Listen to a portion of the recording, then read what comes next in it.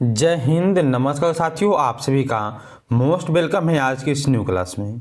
दोस्तों, आज के इस क्लास में हम लोग जो है पढ़ने वाले हैं बिहार पुलिस मद्य निषेध के लिए प्रीवियस ईयर क्वेश्चन के काफ़ी ही इम्पोर्टेंट प्रश्न जो आपके एग्जाम के दृष्टिकोण से दोस्तों काफ़ी महत्वपूर्ण हैं।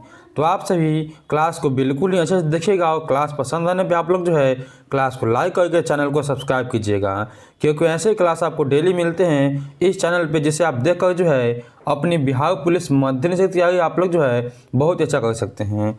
चलिए हम लोग जो है करते हैं क्लास को स्टार्ट और देखते हैं आज के पहले नंबर प्रश्न को। पहला प्रश्न आप सभी का है, भारत की मुख्य भूमि का पूर्व पश्चिम विस्तार कितना है। पूर्व से पश्चिम विस्तार जो इसमें आपके हो जाएंगे कितने, तो 2933 किलोमीटर। यहाँ पे आप लोग ऑप्शन नंबर डी को दोस्तों सही कीजिएगा। चलिए देखिए अगले नंबर प्रश्न का आप लोग यहाँ पे, भारत की मुख्य भूमि के उत्तर से दक्षिण विस्तार लंबाई कितनी है। उत्तर से दक्षिण जब भी आपसे बात करें तो आप लोग जो है 3214 किलोमीटर लगाइएगा आप लोग। ऑप्शन नंबर यहाँ पे जो है सी को सही कीजिएगा। चलिए अब देखिए आप लोग यहाँ पे अगले नंबर प्रश्न को। अगला प्रश्न आप सभी का है, निम्न में कौन सी रेखा भारत को उत्तर दक्षिण दो भागों में बांट देती है। ये आप हो जाएंगे यहाँ पे कर्क रेखा। कौन रेखा हो जाएंगे, तो कर्क रेखा आपके हो जाएंगे। यहाँ पे आप लोग ऑप्शन ए को सही कीजिएगा। यह जो भारत के 8 राज्यों से होकर निकलती है। चलिए दोस्तों हम लोग जो अब देखते हैं अगले नंबर प्रश्न को। देखिए आपका अगला प्रश्न है, अंडमान और निकोबार द्वीप समूह से निकटतम देश कौन सा है। इससे निकटतम देश आपको हो जाएंगे यहाँ पे इंडोनेशिया।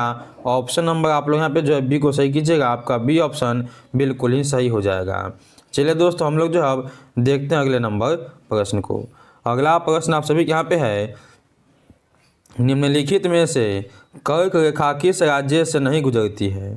तो कर्क रेखा आपके जो है कहाँ से नहीं गुजरेगी, तो ओडिशा, महाराष्ट्र, बिहार, इन सभी से कर्क रेखा आपके जो है नहीं निकलती है। सी ऑप्शन आपके हो जाएंगे यहाँ पे सही दोस्तों। चलिए देखिए अगले नंबर प्रश्न का आप लोग यहाँ पे, भारत का सबसे पूर्वी देशांतर कौन सा है। सबसे पूर्वी देशांतर आपके हो जाएंगे यहाँ पे कितने, तो 97 डिग्री 25 मिनट। डी ऑप्शन आपके यहाँ पे बिल्कुल ही सही हो जाएंगे।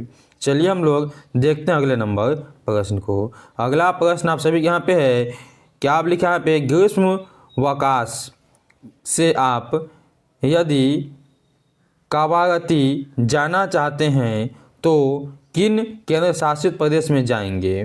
ग्रीष्मावकाश से अगर आप जाना चाहते हैं कावारावती तो आपको जाने होंगे कहाँ पे, यहाँ पे आप लोग ऑप्शन नंबर ए को सही कीजिएगा। लक्षद्वीप आपको जाने होंगे।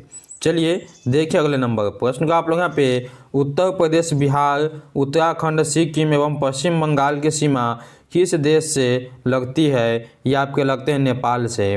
बी ऑप्शन को आप लोग दोस्तों यहाँ पे सही कीजिएगा। आपका बी ऑप्शन हो जाएगा सही। चलिए देखिए अगले नंबर प्रश्न का आप लोग, भारत और पाकिस्तान के बीच की अंतर्राष्ट्रीय सीमा रेखा है।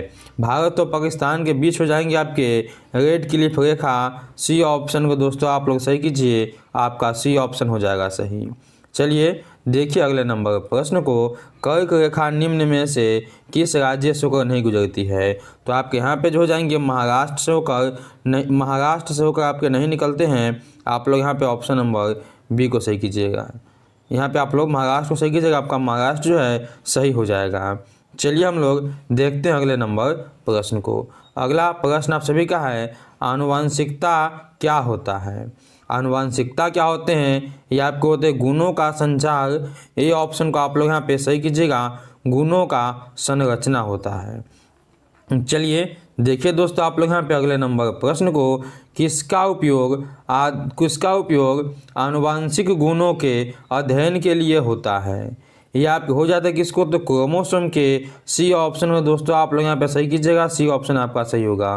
दोस्तों अभी तक आप लोगों ने वीडियो को लाइक नहीं किया तो प्लीज़ आप लोग वीडियो को लाइक कर दीजिए, और जितने भी बच्चे न्यू हैं वो चैनल को सब्सक्राइब कर लेंगे, क्योंकि ऐसे क्लास आपको डेली मिलते हैं। चलिए हम लोग देखते हैं अगले नंबर प्रश्न को। अगला प्रश्न आप सभी का है, किस प्रकार की विभिन्नता वातावरण के प्रभाव से होती है। ये आपको हो जाते हैं यहाँ पे कैसे, तो कायिक विभिन्नता। ऑप्शन नंबर आप लोग यहाँ पे बी को सही कीजिएगा। बी ऑप्शन आपका हो जाएगा सही।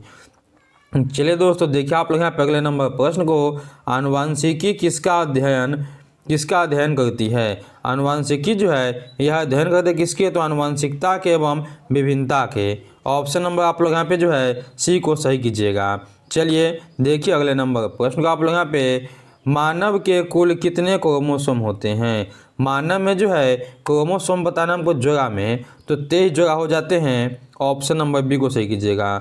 संख्या में पूछे तो आपके 46 हो जाएंगे। ठीक है, चलिए अब देखिए आप लोग यहाँ पे अगले नंबर प्रश्न को, मेंडल ने किस पौधे पर उपयोग किया? जो मेंडल है इन्होंने अपना प्रयोग जो है किस पौधे पे किया था? यह किए थे मटर के पौधे पे अपना प्रयोग, और इससे आपको टोटल जो है 7 अलग अलग गुण वाले पौधों पे इन्होंने अपना प्रयोग किया था। चलिए देखिए आप लोग यहाँ पे अब अगले नंबर प्रश्न को, F1 पीढ़ी के पौधे में किस गुण का प्रभाव अधिक होता है? या अधिक होता है आपका F1 में?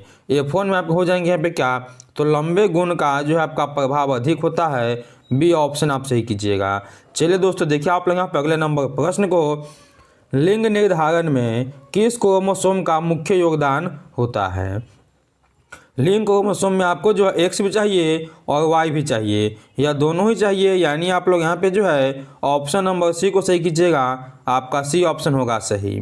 देखिए दोस्तों अगले नंबर प्रश्न को, समजात अंग क्या होते हैं? समजात अंग कहने का मतलब है जो देखने में समान हो लेकिन उनका काम जो अलग अलग हो। यहाँ पे आप लोग ऑप्शन बी सही कीजिएगा, समान संरचना वाले अंग। चलिए देखिए अगले नंबर प्रश्न को, अगला आप सभी के यहाँ पे क्या है, असमजात अंग किसके उदाहरण हैं? असमजात अंग जो है उदाहरण यहाँ पे हो जाएंगे क्या? तो ऑप्शन नंबर बी सही कीजिएगा, तितली के पंख। ऑप्शन आपका हो जाएगा यहाँ पे बी, बिल्कुल ही सही। चलिए अगले नंबर प्रश्न को देखिए आप लोग यहाँ पे, अवशेषी अंग क्या होते हैं?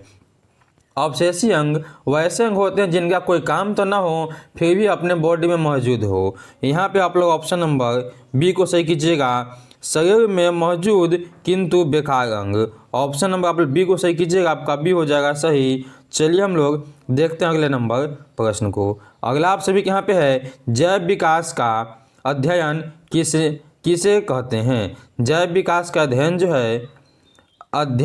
किसे कहते हैं? यहाँ पे आप हो जाएंगे क्या? तो यहाँ पे आप लोग ऑप्शन नंबर ए को सही कीजिएगा, विकासशील जीव विज्ञान के। ये ऑप्शन आपके हो जाएंगे सही यहाँ पे।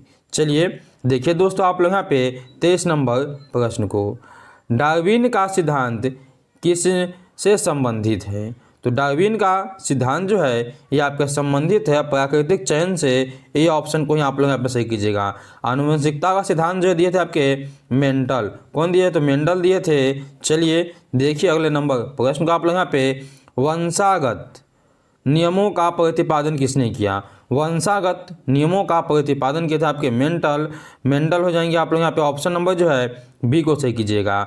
चलिए देखिए दोस्तों अगले नंबर प्रश्न को आप लोग यहाँ पे, जैव विकास में लैमार्क का सिद्धांत क्या बताता है?